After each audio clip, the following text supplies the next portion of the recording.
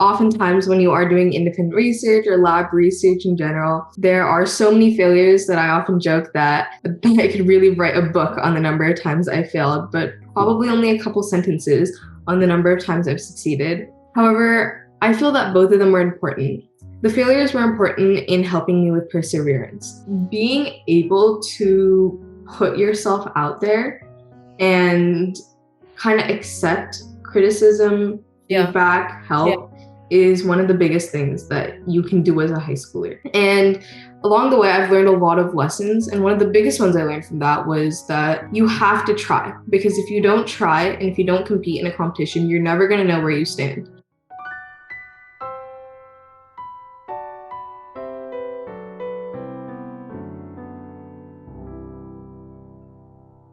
Hello and welcome to another fantastic episode of Pitch Cafe podcast. This is a place where talent meets coffee. Today our talent is a super young talent. But hey, not young in her thinking and maturity and the kind of problems she's tackling.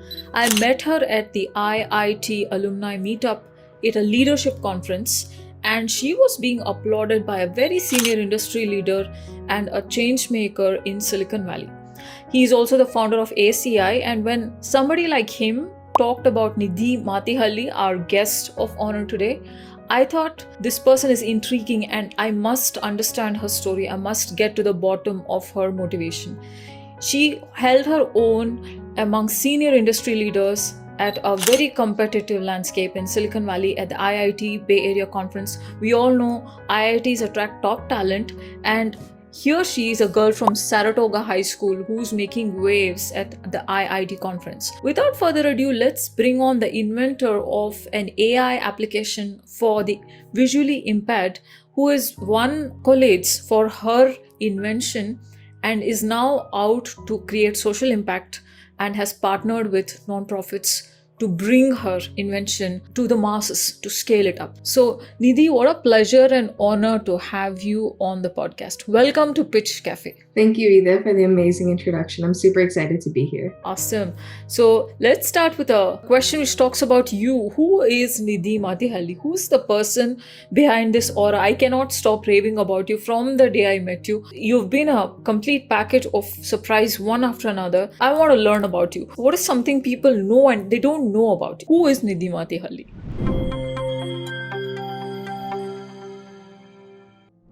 Yeah, so as you mentioned, my name is Nidhi Mathihalli, and I'm currently a senior at Saratoga High School in Saratoga, California. So at school, I'm known by a variety of different things. I'm Nidhi, the editor-in-chief of the Saratoga Falcon, our local high school publication, or I'm Nidhi Mathihalli, the team lead for our first robotics competition team, MSET 649. But outside of school, however, I'm very involved in research, whether it's independent research through a currency detection device that I've been working on for the past couple of years, or it's lab research, with my most recent internships being at SCU and the Stanford Snyder Lab. One of the biggest things people don't know about me is my love for interdisciplinary fields, especially in studying between engineering and non-STEM fields, such as research in engineering with anthropology, social justice, archaeology, and more. Wow. So you're a bundle of energy. You're basically a multifaceted leader,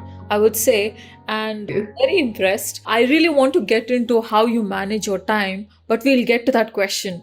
Before that, tell me a little bit about what your high school life is like. I want to know, you're in high school, and from the rumors, high school is one of the busiest times for students. As a sudden jump in responsibilities. They call it stressful, but you don't look stressed to me. What are some of the things you're happy about, you're proud about? And who are the role models who inspire you? Because you're no ordinary person. You're here with so many accomplishments. Tell us all about that.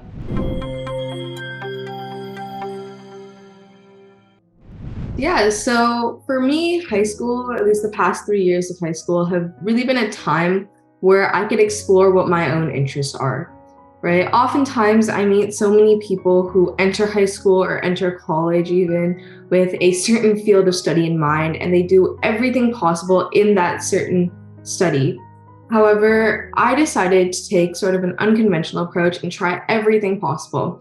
When I was a freshman, I was in journalism, I was in mock trial, I tried art, I did coding, I did everything. And as I explored more about each of these activities, I also learned more about myself and what I liked and what I didn't like. I found what I was passionate about and stuck to those things, because ultimately, what you're passionate about seems more like an activity that you can do for fun rather than a chore. And that's something that's really helped me in terms of time management, especially because I don't get distracted when I'm doing the things that I love. So that's one of the biggest things that high school was for me. It was a place for me to explore more about myself. I think that's a very fresh and very energizing perspective. I see that you're taking everything in your stride, you're exploring, doing what you can, and you found your peace in focusing. And it's hard to find that in a high schooler because you're also going through personal changes, and you found your zen. You found your zen in doing what you love. So that being said, you are the inventor of this AI enabled device. Tell us about some of the happiest and proudest moments here in your journey as a high schooler. How did that come to be? Tell us all about that.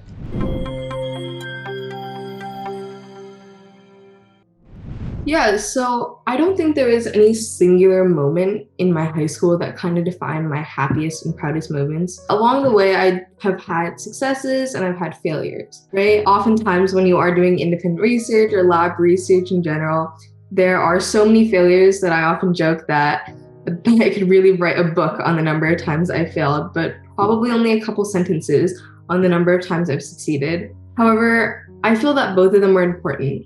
The failures were important in helping me with perseverance.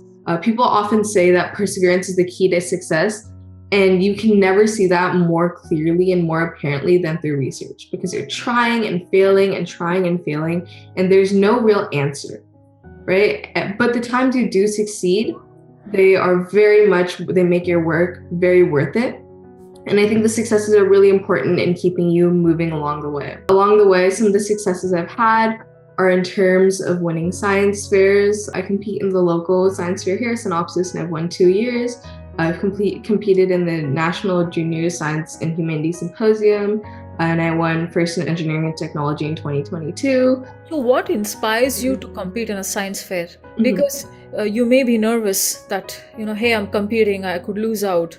How do you overcome that fear? Because it seems to be like a pattern. You're taking on challenges and winning. So what do you think? Like, you're a student, you're out there by yourself. How do you feel? Yeah, of course. So I've always really been intrigued by science fairs. Ever since 4th grade, I've been competing in science fairs yearly. And I think one of the biggest things that pushed me to do this was my attitude is one in which I have to try something. Because for the longest time, I thought that failure is the end of the world. And I learned through the variety of activities I was doing that it really wasn't. For example, I started doing competitive math in 4th grade, and I went all the way until qualifying to the Junior Math Olympiad in the past year or so. And along the way, I've learned a lot of lessons. And one of the biggest ones I learned from that was that you have to try, because if you don't try and if you don't compete in a competition, you're never going to know where you stand. And this kind of motto has stuck with me, and it really applied in terms of science fairs, because in science fairs, you are the only person who knows about your project, right? There are hundreds, thousands of other people that are doing other projects that may be similar to yours, but nobody knows about the key things in your project except for you. So the only way you will know if your project is worth it and if you want to succeed and continue with the project is if you try in those science fairs and if you compete. So that was my motto for science fairs. There were years where I didn't win first place or I didn't even win anything at all. And obviously those years were very sad for me. I felt like my time and effort wasn't being appreciated. But at the same time, I also learned to realize that just because I'm doing something and somebody doesn't appreciate it, it doesn't mean that that product itself is not appreciated. It just means that their preferences might be different. Fantastic. Such a matured approach to life. Here I am, sitting here interviewing you, and I'm so much older than you. I feel like I have to learn from you. So that's I think that attitude will take you far, and it's a great message to all the high schoolers, all the school kids who are listening to this. Let's move on to the core of this podcast. Like, I want to know about your invention and how you're helping this non-profit organization. It's called Helping Vision. So tell us about how you joined them. But before that, there is one question I want to know. Who's your role model? Who inspires you?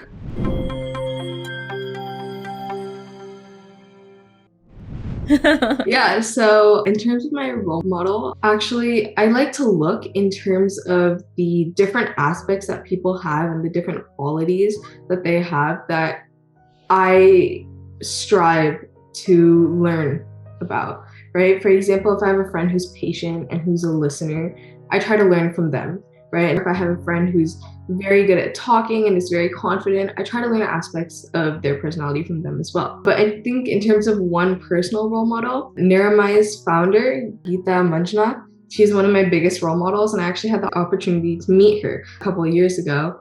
And it was really great, especially since a lot of the work she's doing in terms of breast cancer, it's really phenomenal, and using like machine learning to predict it will really speed up the process in the long run. So I do believe the work she's doing is really great, and it was really great like having a chance to meet her and learn about her work. Absolutely. There's nothing like meeting a role model in real life in person. So, on that note, let's go to that journey which you took after meeting people like Nirma's CEO, and you started this initiative at Helping Vision. Tell us about your product and what does Helping Vision do with your product?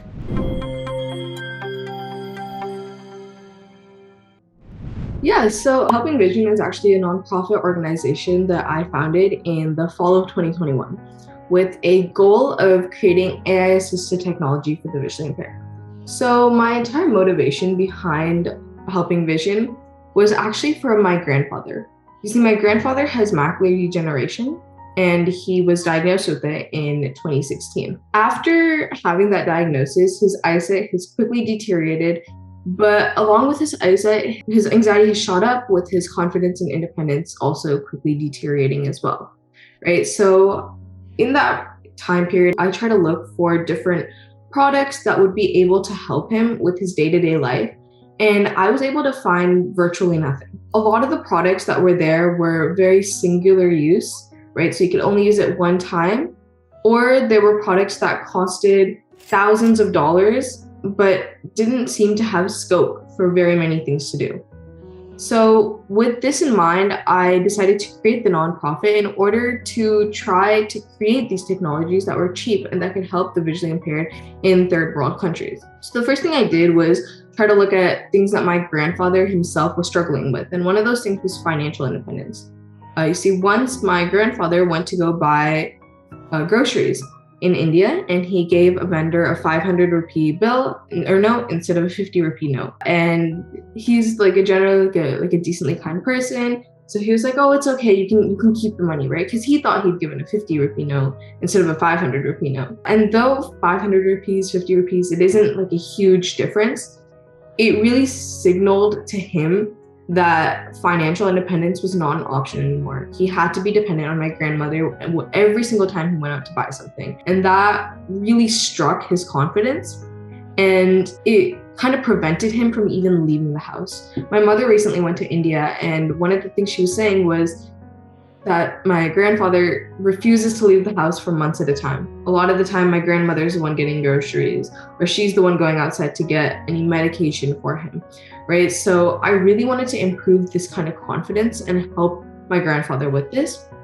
So I decided to try to see if there's anything I could do in terms of the financial independence realm, right? So after that, I decided to talk to some students at the Sri Ramana Maharshi Academy for the Blind in Bengaluru, India. And after talking to them, I also realized that a lot of times the visually impaired, at least the new generation of visually impaired in third world countries, they don't want to be spending like thousands of dollars on these devices, right? So the biggest thing for me was to keep it cheap, right? But at the same time, it had to be effective, and it also had to work very precisely and with a limited amount of time, right? Yeah. And on top of that, it had to be small, because nobody wants to carry around like a big, bulky, like huge device, right? That will kind of bring them more attention than wanted. Yeah. So after talking to them, I decided to create a AI-assisted currency detection device for the visually impaired in third world countries, specifically looking at Indian currency and African currency. So in the process of doing so, I learned about machine learning. And one of the hardest things for me was actually learning about the computer engineering aspect of it, especially because no one I know personally was able to work with computer engineering, right? So through a combination of machine learning and computer engineering, I was able to go through tutorials, look at research papers, look at similar projects in the past, and I was able to implement a transfer learning machine learning model on a Raspberry Pi that was able to predict the currency with a 94% accuracy, theoretical accuracy, and 100% experimental accuracy. And it costs around $25 and works in less than 7 seconds. So I was able to bring the price down from around $1,000 to $25.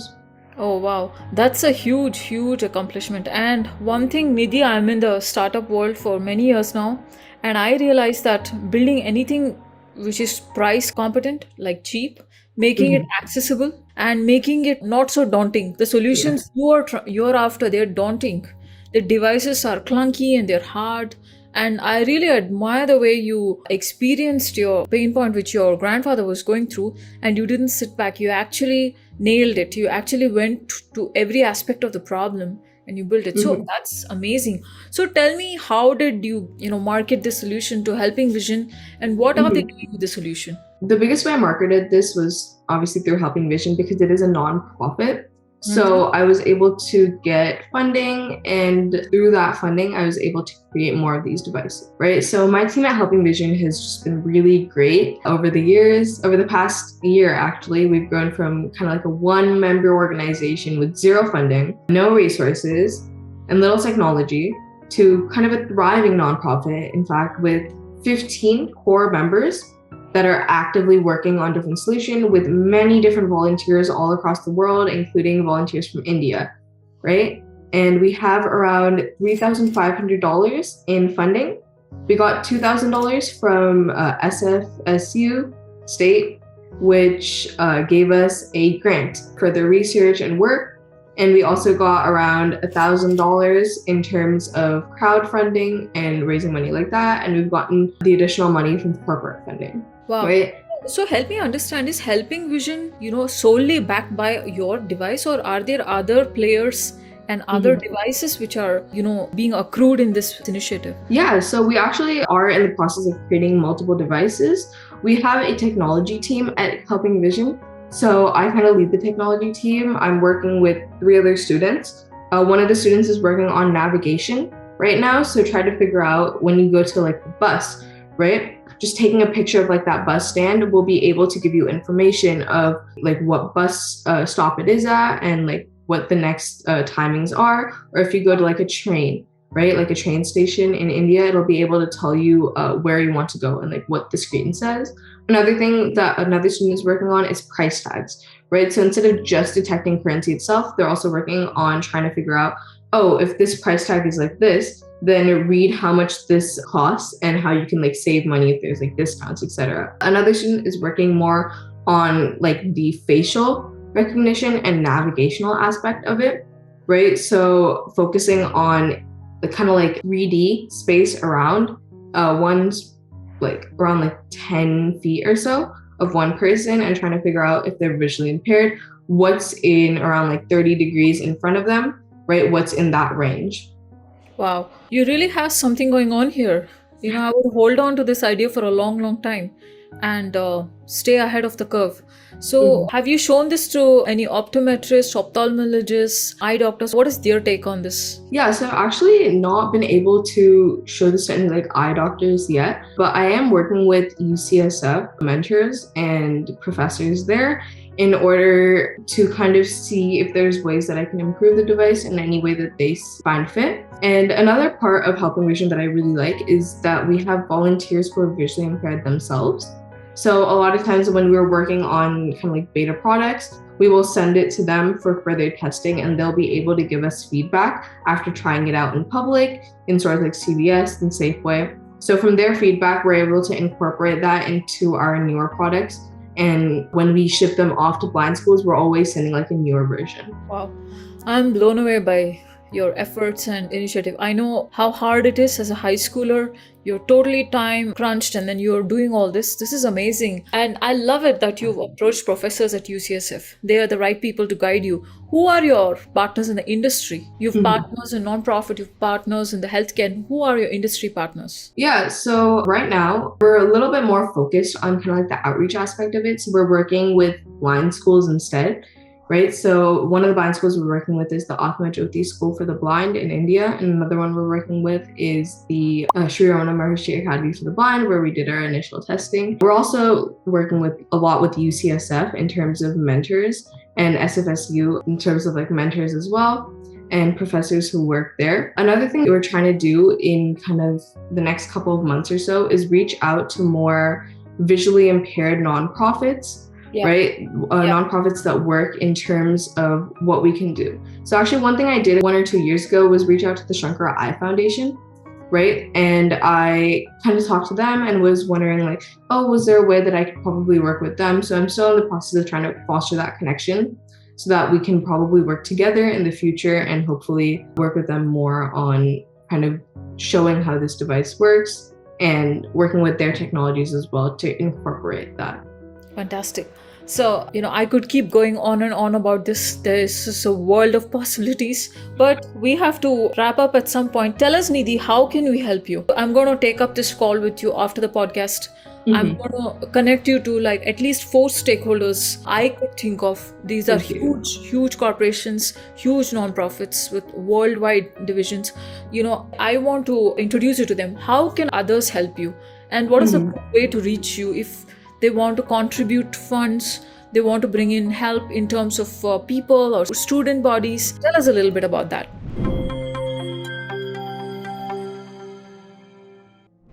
Yeah, so actually one of the biggest ways we can get help is through funding and through volunteer work, right? So we do have a GoFundMe as of right now, and we have gotten some donations in, but we're still looking for more donations, especially because like creating these devices from scratch does take time and effort. Another thing we're looking for is our volunteers, right? So people who are able to volunteer their time and effort into either creating these devices if they have any sort of computer engineering background, or if they're able to help out with outreach and reaching out to schools, other like corporate sponsorships or funding, etc. So corporate sponsorship, definitely I can think of some. And what is the age of the volunteers? Because I work a lot with school children. Do you accept elementary school kids as volunteers? Have you run drives in schools? So right now, since a lot of the work we're doing is very much like technology based and outreach based, we are mainly working with high schoolers and college students. They're the main people as part of our core team. But of course, if there are any other ages who want to help out, we can definitely find things for them to do, whether it's just emailing different blind schools or it's themselves kind of just learning about different technologies. And if they find anything they're interested in, we'll find a way to tailor our volunteer work to them. Yeah, nowadays I see a lot of kids who want to say things on the camera. Maybe you could use their help in marketing. They could spend time with volunteers and try to incite more interest for fundraising events. So this is great. Yeah, we'll talk about it offline. Well, I'm finding it very hard to wrap up, but before I wrap up, I want to ask you a few questions, a personal few questions. What does Nidhi like off work? What is your favorite movie and why do you love it?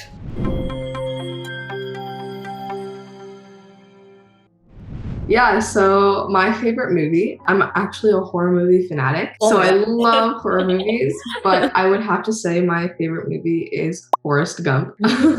It's absolutely hilarious, especially the Bubba Gump shrimp part of it. And it's, I guess in a sense, it's also very inspirational. But yeah, I think that's my favorite movie. So he was physically challenged in the beginning of the movie and he's mentally challenged, and the movie is all about the wonders of a handicapped person could do. So I can see why you love it. And what's your favorite sport? What do you love? My favorite sport is actually golf. I played varsity golf throughout my high school. Sadly, this year, because of like scheduling conflicts and The time commitment is very high. It's around 3 hours every day for a semester or so. So because of that, I'm unable to play the sport this year, but I still very much love the sport. Fantastic. I know that the life of immigrant children is hard. So tell me the role of your parents. Hard in the sense it's sort of you have to live between cultures because you have your own immigrant culture and then you're dealing with the American culture here in this country. So how have your parents helped shape your journey?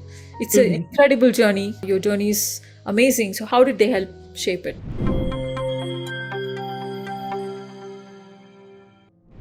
Yeah, my parents are definitely very dedicated people. They spent a lot of time fostering my interests in whatever I want to explore, whether it be robotics. My dad was actually the coach for my robotics team, community robotics team, for the longest time before I entered high school. And my mom is always like a volunteer for every math competition, everything, right? So they're very dedicated parents. But I think the biggest thing was their teaching style. Their teaching style was very influential in shaping me because they don't believe in just giving me a straight up answer when I ask a question. Instead, they want me to find the answer myself, right? Yeah. So even at a young age, when I would have just a random question, right? You know, when middle schoolers or elementary schoolers just keep asking the question, why? So instead of straight up giving me the answer, they'd say, Nidhi, you're curious about it, right? So search on it on like the internet, see what you can find about it. Right. So I got very used to being able to find answers myself. And I think that was one of the biggest things, especially helping me in terms of research, right? Because you're not going to just be able to find an answer on your first try. So utilizing the internet, utilizing your mentors, the people around you, and being able to ask for help, being able to search things up without shame is one of the biggest things I learned from them. Absolutely. I back you on that note because I have seen what wonders that attitude can do. And one last question, because I have a child who will be in high school in a few years. I want to know what are some of the things you would do differently in high school? And what's your greatest advice to the high schoolers of the next generation? What do you think your advice would be?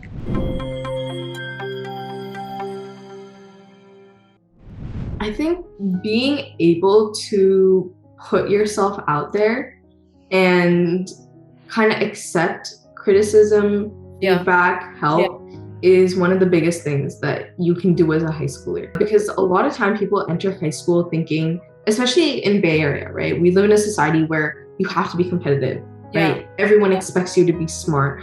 And going into high school with that attitude won't get you as far as you hope to go. Because at that point you're thinking, how can I salvage myself? How can I make people think that I'm smart? And you're not actually thinking of how can I be smart? So having a way or being able to let go of that attitude to actually explore what you want to do and be able to pursue your interests in a way where you are not judging yourself and you are not thinking about what other people are thinking and not kind of assuming that they're thinking badly about you. I think that's very important. Being able to think about yourself in terms of, I'm a high schooler and I'm still learning and I have the opportunity to explore, so I should explore. Amazing. That is such a free flow of creativity and leadership.